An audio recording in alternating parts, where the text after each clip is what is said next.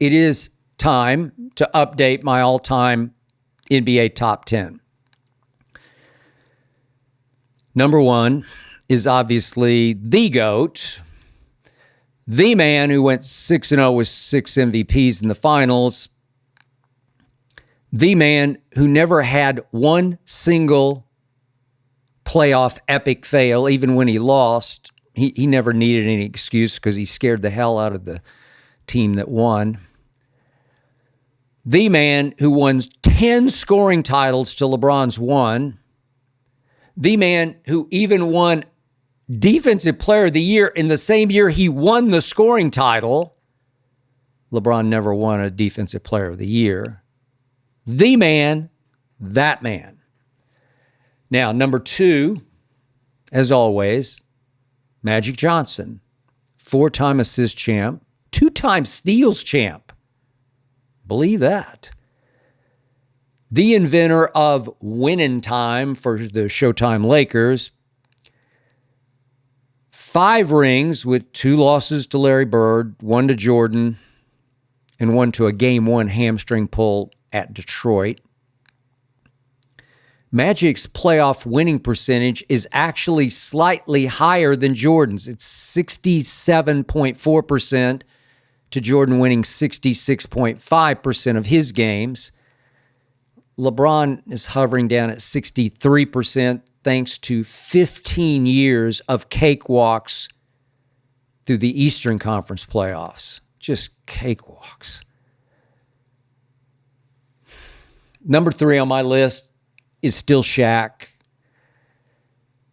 Look, he did win 2 scoring titles. 10 times he led the league in shooting percentage. He won just 1 MVP. He was 4-2 in the finals. But listen, through that three-peat, in that one big year when he averaged 30, 14, 4 assists, averaged 4 assists and 3 blocks a game. Those are Wiltish numbers. 30, 14, 4, and 3 blocks. During those 3 years, when he was in shape, Shaq was the man the way nobody's ever been the man as a 7'1" powerhouse. He just grabbed the entire NBA by the throat and just shook it. That's what he did. I've never seen anything like it. It wasn't all that pretty to watch. It was somewhere between basketball and football, but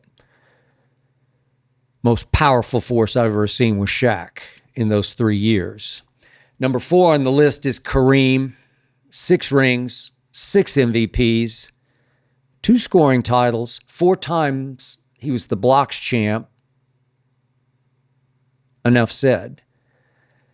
Number 5 on my list, that man, Tim Duncan, who was the man in San Antonio through a dynasty. Tim Duncan should have been 6-0 in the finals. Don't get me started on the greatest clutch shot I ever witnessed by Ray Allen from the corner. End of regulation. Game 6, 2013, saved LeBron from being 3-7 in the finals. Tim Duncan was the leader of that Spurs dynasty, not Pop, Timmy. Timmy was the anti-LeBron. There was no drama, just relentlessly consistent productivity on both ends of the floor. The big fundamental on offense and defense. Number 6 is Bill Russell. Just because of the era he played through and the lack of competition in that era, I don't have him slightly higher. But he did go 11-1 in NBA Finals with 5 MVPs. You can make a case that Bill Russell was the greatest leader ever in sports history, and I won't fight you. Number 7, Kobe Bean Bryant, the late, the great. 5-2 in the finals, won 2 scoring titles. But here's why Kobe's above LeBron. Kobe made 12 all-defense teams to only 6 for LeBron, which is very good. But 12-6? Seriously? Give me Mamba mentality over Drama King any day, any night. Give me Kobe over LeBron. Which brings me to number 8 on my list, Larry Joe Bird. He was only 3-2 in the finals thanks to Magic and Showtime. But Larry Bird, if you know Larry Bird, he rivaled Jordan for being the baddest MF who ever laced him up. He was the complete opposite of LeBron. As clutch as they came was Larry Bird. LeBron wants so badly to be loved by all, to be the nice guy, loved by everybody. Bird was hell with everybody. Bird would tell the best defenders in the league exactly what he was about to do to him, and he would do it. Now, like LeBron, Bird was an all-time great passer, but Bird had none of LeBron's shaky intangibles, and LeBron has none of Bird's intangibles. Okay, which brings me to number 9. I got to be honest, I seriously thought about demoting LeBron from where I've long had him at 9th because of his 28-25 playoff record as a Laker and his 2-12 record in his last 3 epic fail playoff series, especially in fourth quarters. But at 10, I have Wilt Chamberlain. Now, nobody has ever dominated the NBA statistically, remotely the way Wilt the Stilt did.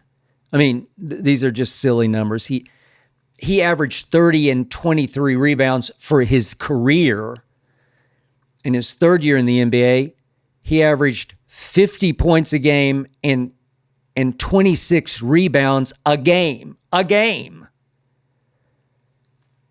He did win 7 scoring titles. He did win 4 MVPs. Yet, he wasn't a great defender for his 7'1" size. And mostly because Bill Russell at only 6'8" pretty much owned Wilt psychologically. Wilt was only 2-4 in the finals till LeBron's 4-6. 2-4 versus 4-6. So just because I've been so hard on LeBron today, rightfully, correctly, hard, I will conclude today's show by giving LeBron a break and keeping him at 9 for now.